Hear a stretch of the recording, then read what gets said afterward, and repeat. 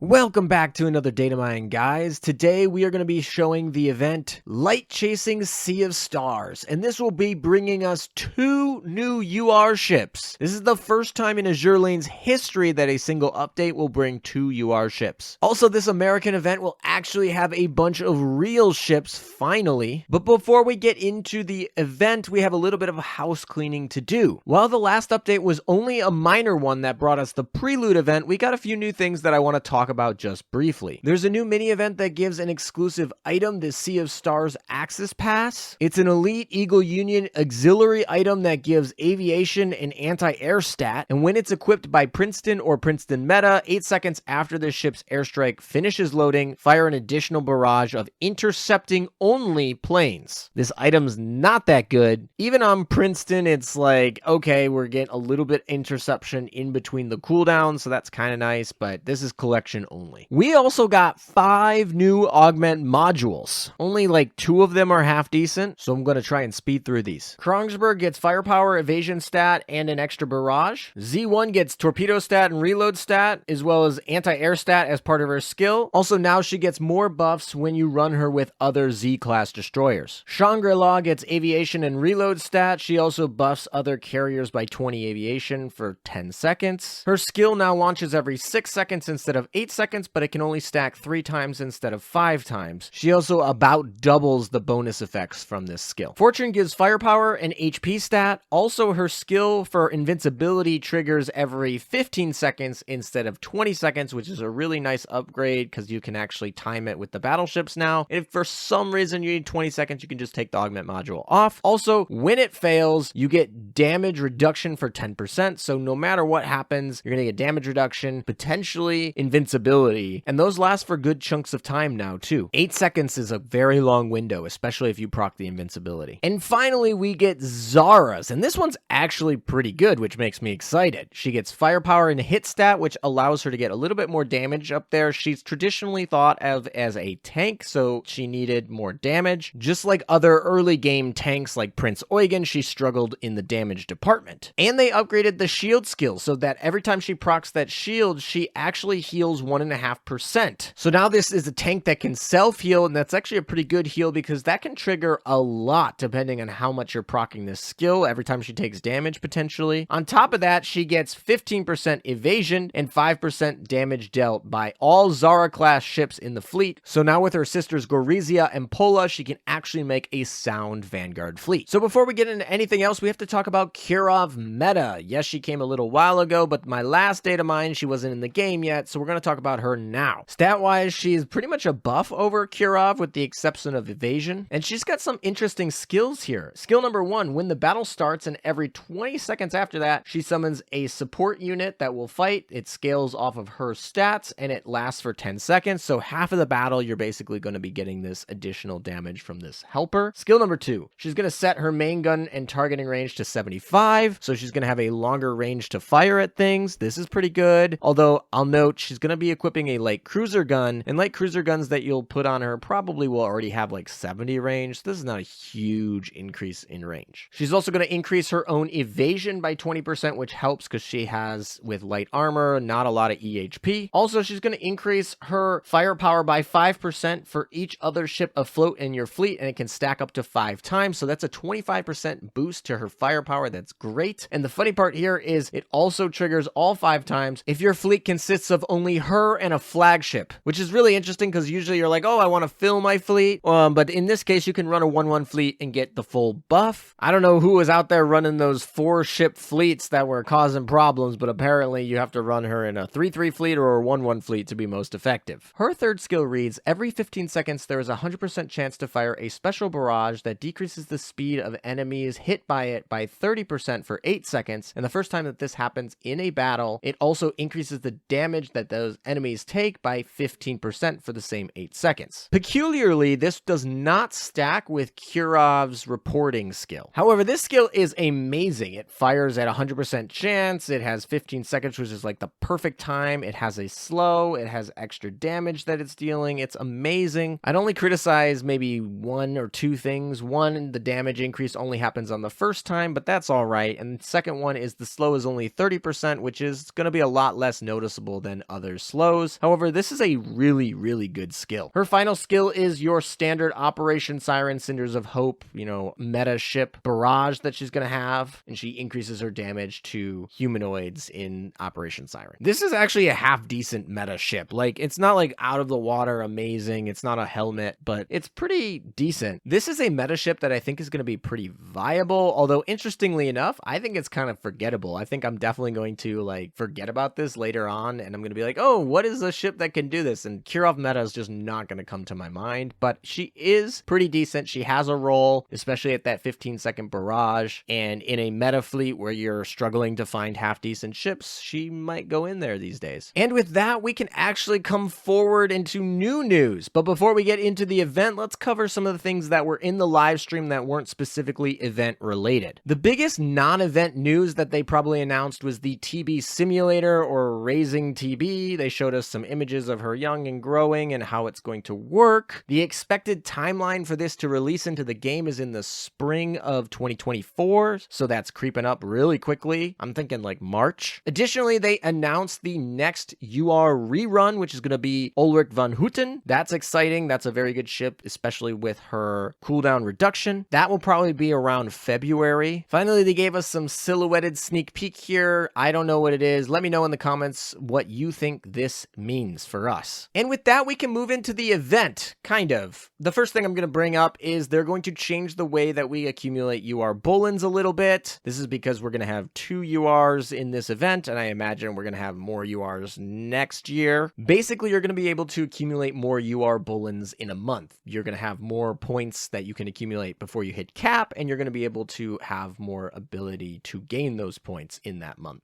This is just going to help give more Bullens, which is great. Yostar is making sure that we can limit break our new UR ships we're going to get very quickly. And now, finally, the event. As with every event, we get skins, and we get a bunch of them. We're actually getting them in 2 different waves because we get so many, and there are a ton of motion skins as well as L2D skins. Wave 1 drops with the event and contains a lot of the new ship skins. Wave 2 will drop a week later and contains a lot of PR6 skins. My favorite skin for this event probably is the Kazugumo skin. In addition to ship skins, we're going to get gear skins and also a new dorm. As far as the map drops go, they're actually pretty good this event. There are no new gears that drop in the map, but a lot of old but pretty good USS items are available. In C2, you have the Barracuda. In C3, you have the Destroyer gun. In D2, you have the decent anti-air gun. And in D3, you have the Hellcat. Flasher's also going to be dropping in D3. All of those areas are good to grind for newer players. There's also a good chunk of good purple items that are available here. This event is amazing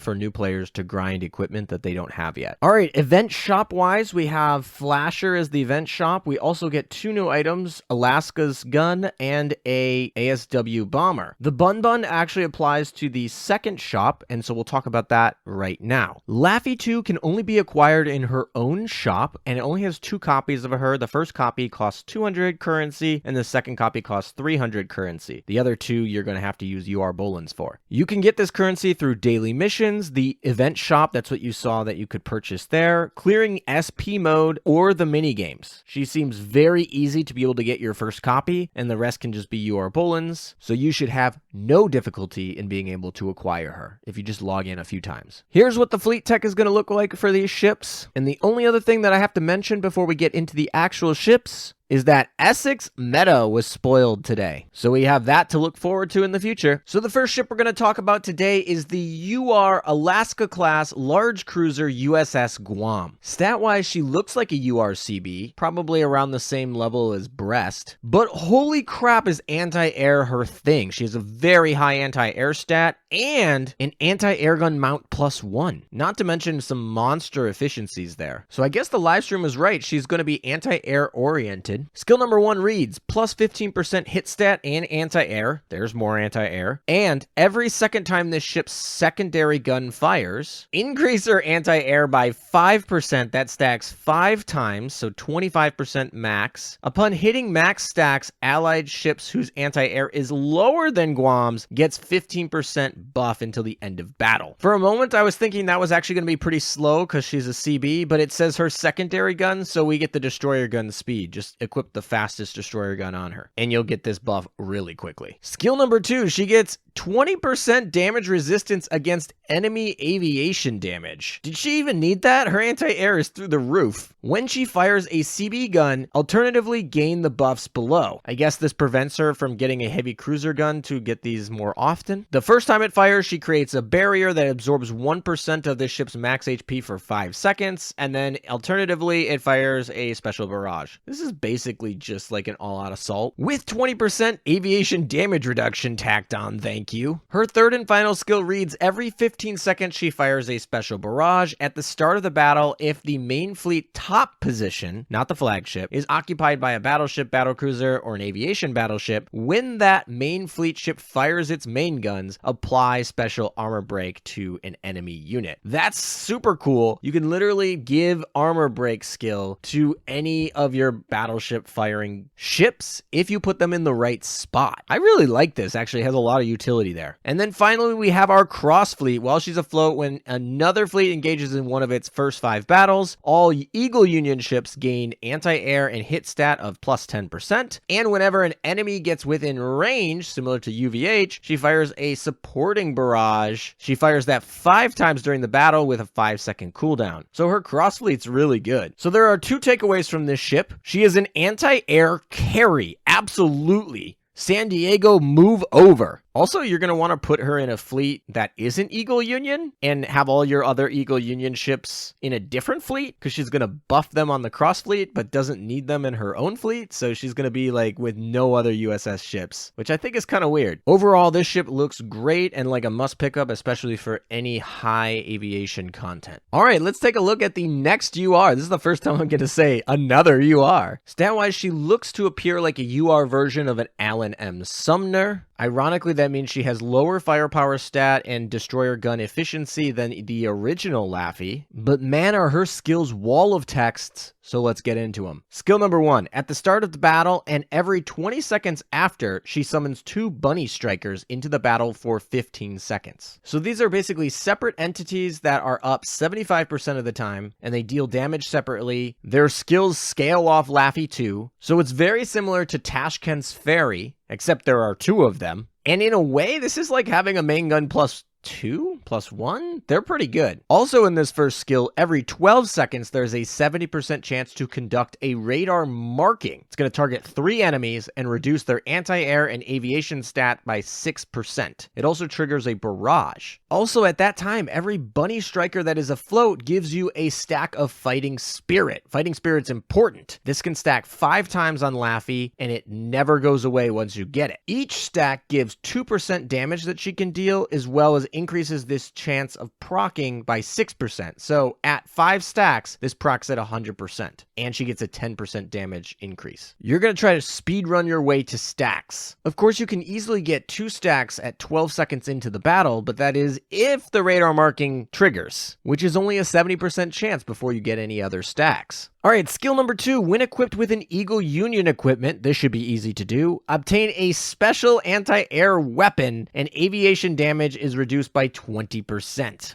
So Laffey II is getting in on this anti-air game here. Both her and Guam are amazing at that. Also, for every 2 enemy planes shot down in the anti-air circle, she gets a plus 10% to her anti-air stat that can stack 3 times for 30% at max. And she gets a fighting spirit, which triggers, the first skill. So Laffey shooting down planes will be a great way to get those stacks as well. When she shoots down 9 planes, Eagle Union main fleet ships get their detection bar regenerated a little bit. If the flagship is Eagle Union, 10 seconds after this effect triggers, it clears the detection gauge altogether. This triggers once per battle, only when you get that 9th plane shot down. This is interesting, so it re-hides your backline if you need it. So it sounds like Laffey II needs to go in the all USS fleet and have the Guam go in the other fleet to cross buff all of the USS ships there. All right, she's still got a 3rd skill. Her burning damage received is reduced by 15%, so basically just a worse fire suppressor. Every time this ship takes damage greater than 10% from one attack, she gains a fighting spirit, and that attack cannot deal more than 10%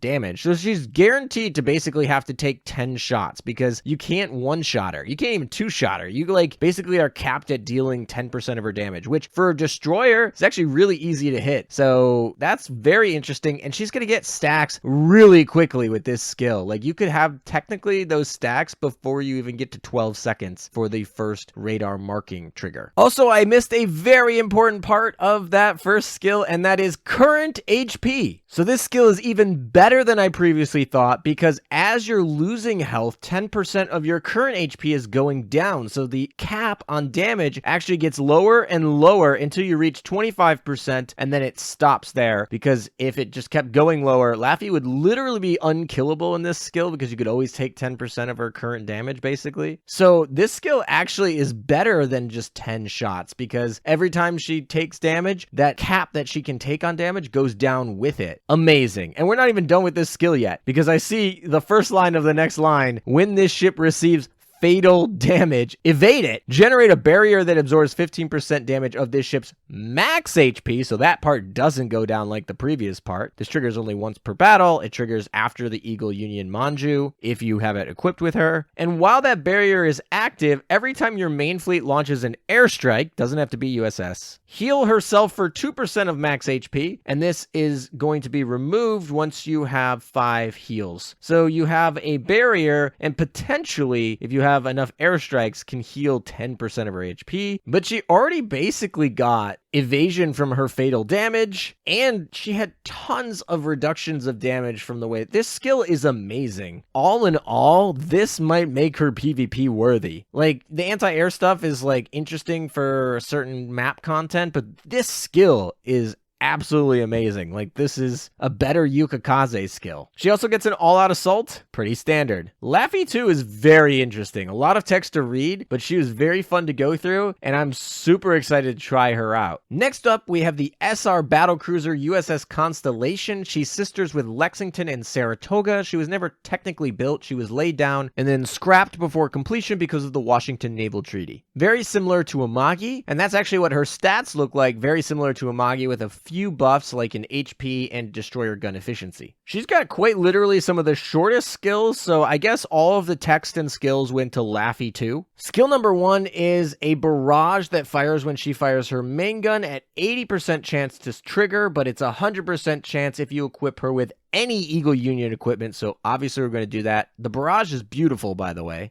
Her second skill gives plus 20% firepower and hit stat, as well as she will get 10% more damage to enemy ships with lower speed than herself, which is 33, by the way. So finally, main fleet ships having speed is relevant. So even the other ships you have to compare for her speed, you can also increase it by putting a beaver squad in your fleet, because it will technically affect her speed, even though you're probably using it for your vanguard. And don't do this, but you can actually put other speeding items on her to make the damage apply. This is actually interesting. I kind of like this skill just because of the implications about having the backline actually care about speed. All right, that's it. We moved on. That was really quick. Constellation's probably a bummer, but she's not actually that bad. She's like all right for an SR battlecruiser. If she was around 3 years ago, she would have been amazing. But such is power creep. She came in an event with 2 UR ships, so what do you expect? Also, our final SR ship of the day is a submarine sister to Kavella and Albacore, USS Flasher. Stat-wise, she's on par with other Eagle Union SR submarines. So let's move on to skills. Skill number 1 reads, when an enemy is hit by her torpedoes, she gets 2 effects. There's a 10-second cooldown too for this. First effect, there was a minus 30% speed for the enemy hit for 4 seconds, so there's a slow. If the enemy is hit again, she fires a special barrage, so she hits the same enemy twice. Obviously be cognizant of the 10-second cooldown here. And her second effect says there's a 50% chance to increase this ship's damage against that enemy by 30% for 10 seconds. So this is kind of like a budget version of U-47's skill. It actually has some effects that are better, like she fires a barrage and it applies a minor slow. But with the cooldown and the fact that it's a 50% chance to get the damage increase, I still think U-47 is better, at least skill-wise here, but it is a good skill. Don't get me wrong. Skill number 2, she increases her hunting range by 1. Sure. Sure, fine. Also, torpedo crit rate is increased by 15%, and she gets a 10% damage increase against light armor enemies. Those are nice. When she is the lead ship of your submarine fleet, so the center one, the flagship, etc., or there is another Gato class submarine, all Gato class submarines get plus 10% torpedo stat and hit stat, including herself. All right, I think she's core to the USS Submarine faction. Her and Albacore are definitely going to go together, and then it's probably Archerfish over Cavella. But yeah, this is actually a pretty decent sub if you want to run a USS sub, and the USS sub faction gets a little bit better. However, I still don't think it competes with the U-boats or the U-556 Meta and Leonardo da Vinci. It's good though. She is good. This is a decent submarine. If you want to run USS subs, I would say pick her up. Also, you can totally now run a full SR Gato class submarine fleet. She's not a half bad sub. All right, now let's move on to the elites. First up, we have the heavy cruiser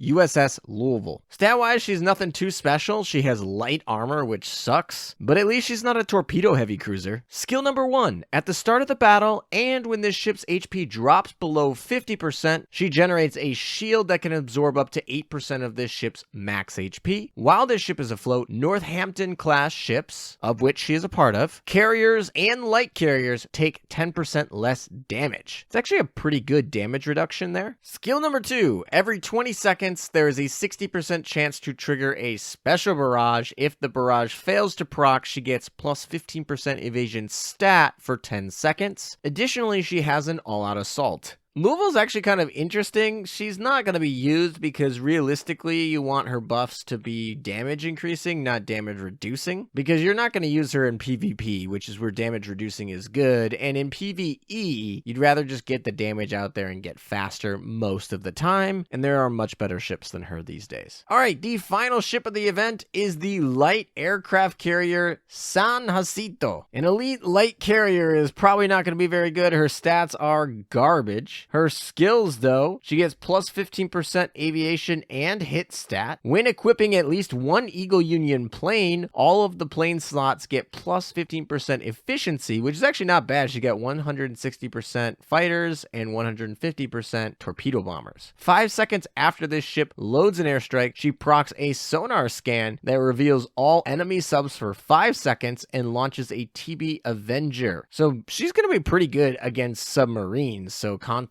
there, I guess. When this ship receives damage, fire a special barrage. In 3 seconds after this effect is triggered, she deals 30 damage to this fleet's flagship, like your own. She's going to attack your own fleet, and then she heals herself by 3%. Interestingly enough, if she is the flagship, she's going to deal damage to herself and then heal herself more. But if not, she's basically taking health from your other ship. This ship's garbage. Collection only. Before I get into the final event review, I got 2 equipment to cover. First up is an SRTBM plane. San Jacinto's VT-51 Squadron. It's an ASW bomber. Oh, bummer. I could talk about how all that works, but there's only 2 other ASW bombers. Both of them are elite. This is a best in slot, significant upgrade on them. So I guess it's a must pick up. Best in slot. Finally, we get the UR Alaska gun, and this also looks like a best in slot. It does a ton of damage. It is the fastest large cruiser gun in the game so far. It has great armor modifiers, especially against medium and heavy armor. It is AP ammo. It's got great damage modifiers, and basically it is a total upgrade over all the other large cruiser guns with the exception of the spread, which looks a little sus. So maybe someone will come in and say, oh, the spread's not good enough and you lose too much on it. But on paper, this is the best in slot large cruiser gun. So we got 2 new equipment in the shop. Both of them are must pick up best in slots. Great.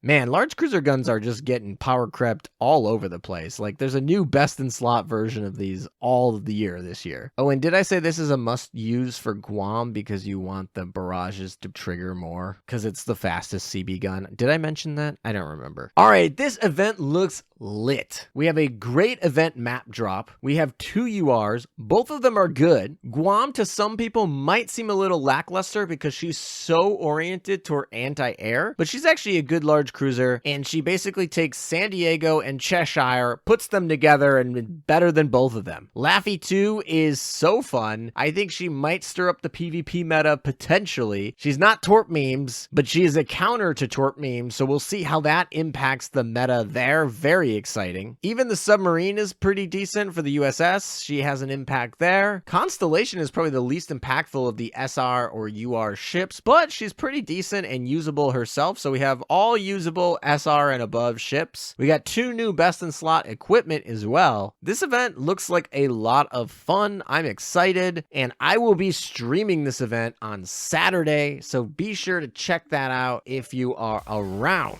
Good luck with your gacha pulls, guys. Thank you guys for watching. Take care, and until next time.